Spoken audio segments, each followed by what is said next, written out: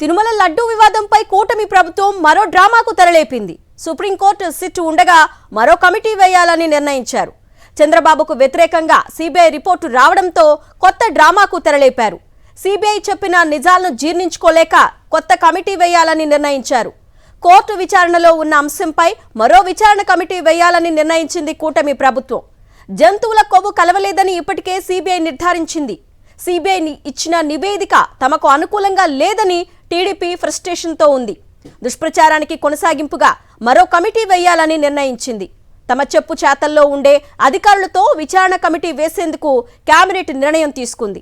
తమకు నచ్చినట్టు నివేదిక రాయించుకోవడానికి మరో ఎత్తుగడ వేసింది చంద్రబాబు ప్రభుత్వం. కమిటీ నివేదిక ఆధారంగా తిరుమలపై దుష్ప్రచారం చేయాలని వ్యూహం పన్నారు. కేబినెట్ నిర్ణయాన్ని చూసి న్యాయ నిపుణులు సైతం విస్తుపోతున్నారు. ఇదే అంశానికి సంబంధించి పూర్తి సమాచారాన్ని మా ఇన్పుట్ ఎడిటర్ సతీష్ అందిస్తారు లైవ్ ద్వారా. సతీష్, ఆంధ్రప్రదేశ్ రాష్ట్ర మంత్రివర్గ సమావేశం తీసుకున్నటువంటి నిర్ణయం సాక్షాత్తు న్యాయ నిపుణుల్ని న్యాయవాదులను సైతం విస్తుపరిచేలా చేస్తుంది. ఆంధ్రప్రదేశ్ మంత్రివర్గ సమావేశం ఈరోజు ముఖ్యమంత్రి చంద్రబాబు అధ్యక్షతన జరిగింది. మంత్రివర్గ సమావేశం ఒక కీలక నిర్ణయం తీసుకుంది. 3.5 గంటల పాటు చర్చించి నిర్ణయం తీసుకుంది. అదేంటంటే ఏదైతే టీటీడీ ఆ లడ్డూ వ్యవహారానికి సంబంధించి ఏవైతే సిట్ ఇచ్చినటువంటి ప్రత్యేకంగా సిట్ రాష్ట్ర ప్రభుత్వానికి ఒక లేఖ రాసిందంటూ ఆ లేఖ ఆధారంగా వాటిపైన ఆరోపణలు ఎదుర్కొన్నటువంటి వాళ్ళపైన మళ్ళీ విచారించడానికంటూ ఇంకొక విచారణ కమిటీ నియమించాలని నిర్ణయించినట్టు సాక్షాత్తు ఆర్థిక మంత్రి పయ్యావుల కేశవ్, మంత్రి పార్థసారథి, నాదెండ్ల మనోహర్, సత్యకుమార్ యాదవ్ 3 పార్టీలకు సంబంధించినటువంటి మంత్రులు కూడా వెల్లడించారు. ఇదే ఇక్కడ తీవ్ర వివాదాస్పదంగా మారింది. తిరుమల లడ్డూ పైన ఆ ప్రభుత్వం మరొక డ్రామాకు తెరలేపిందనే మనం భావించవచ్చు. ఎందుకంటే ఒకవైపు సాక్షాత్తు సుప్రీంకోర్టు విచారణ పరిధిలో ఈ అంశం ఉంది, ఇంకొక వైపు ఏసీబీ కోర్టు దీన్ని విచారిస్తోంది. కోర్టుకి ఇప్పటికే సిబిఐ 2 ఛార్జ్షీట్లు దాఖలు చేసింది. సో కోర్టు అటు ఏసీబీ కోర్టు కానీ సుప్రీంకోర్టు కానీ దీనికి సంబంధించి ఇంకా ఎటువంటి తుది నిర్ణయాన్ని కూడా ఇంకా తుది తీర్పును కూడా వెల్లడించలేదు. ఇలాంటిది సుప్రీంకోర్టు కోర్టు పరిధిలో ఉంటున్నటువంటి అంశం పైన మరొకసారి విచారించాలంటే ఈరోజు మంత్రివర్గం నిర్ణయించడం అనేది వివాదాస్పదం. ముఖ్యంగా దీనికి కారణం చాలా స్పష్టంగా అర్థమవుతుంది. సిబిఐ ఇచ్చినటువంటి నిజాలు, ఏవైతే సిబిఐ తేల్చినటువంటి నిజాలను జీర్ణించుకోవడం ముఖ్యమంత్రి చంద్రబాబుకి, అధికార పక్షానికి సాధ్యం కావడం లేదు.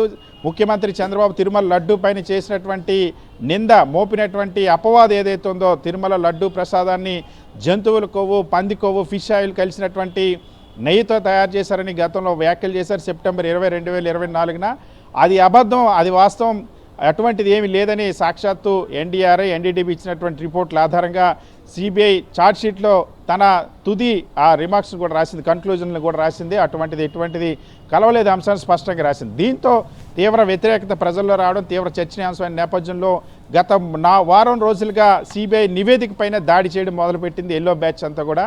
మొదట ఈనాడు, ఆంధ్రజ్యోతి, TV5 లాంటి తమ అనుకూల పత్రికలు, మీడియా ద్వారా సిబిఐ సరిగ్గా విచారించలేదంటూ, సిబిఐ తీసుకున్నటువంటి నివేదికలు ప్రామాణికం కాదంటూ, సిబిఐ నిందితుల్ని వాళ్ళ పేర్లు ఎందుకు వదిలేసింది, వీళ్ళ పేర్లు ఎందుకు వదిలేసింది, వైఎస్ఆర్సీపీ వాళ్ళని ఎందుకు చేర్చలేదంటూ కథనాలు రాయడం మొదలుపెట్టారు. మరొక వైపు ఊరు వాడ ఫ్లెక్సీలు వేయడం మొదలుపెట్టారు.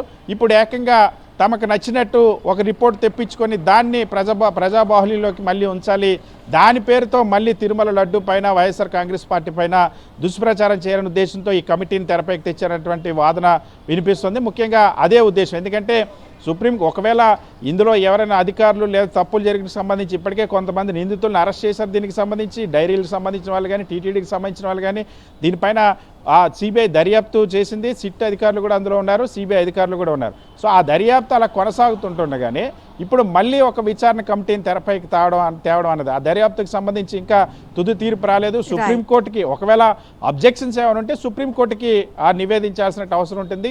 మంత్రివర్గం ఈ రిపోర్ట్ని విభేదించడం స్వాగతిస్తుంది. కానీ కొత్తగా ఒక విచారణ కమిటీని సమాంతరంగా సుప్రీంకోర్టుకి సమాంతరంగా విచారణకు తెరపైకి తీసుకురావడం పట్ల సర్వత్రా విస్మయం వ్యక్తమవుతుంది.